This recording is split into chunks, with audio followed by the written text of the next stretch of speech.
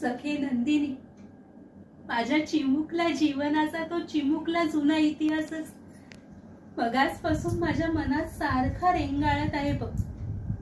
ताई ना एक 15-16 वर्षांची असेल तेव्हा, आणि मी एक 10-1 वर्षांची.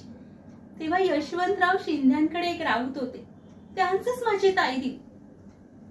पण वर्ष उलटले न उलटले तोच पानपतचा प्रसंग उद्भवला.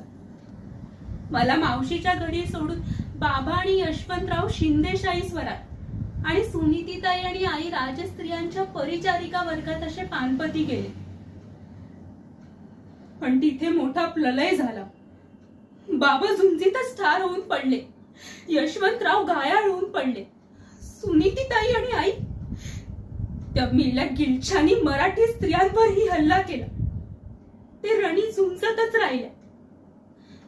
ठार झाले की काय तो पत्ता नाही, पण हो, या सगळ्या धामधुमीत ना सुनीतीताईस भयंकर घाव लागलेले असता तिने एका राऊताच्या हाती निरोप धाडला होता की यशवंतराव परत येताच त्यांना मला म्हणजे तिच्या धाकट्या बहिणीस देण्यात यावे आणि तिची आशा आता सोडावी. त्या निरोपाची खूण म्हणून ही मुद्रिका तिने धाडली होती. त्या मुद्रेसह मावशीस तो निरोप मिळाला. पण 10 वर्ष यशवंतराव बेपत्ताच होते.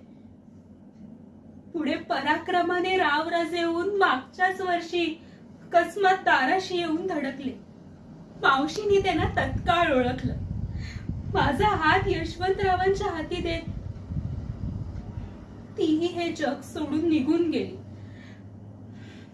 आणि आता हा माझा कांतही मागे जसा ताईच सोडून आज मला सुद्धा त्या भयंकर पानपताच्या लढाईवर सोडून जात आहे.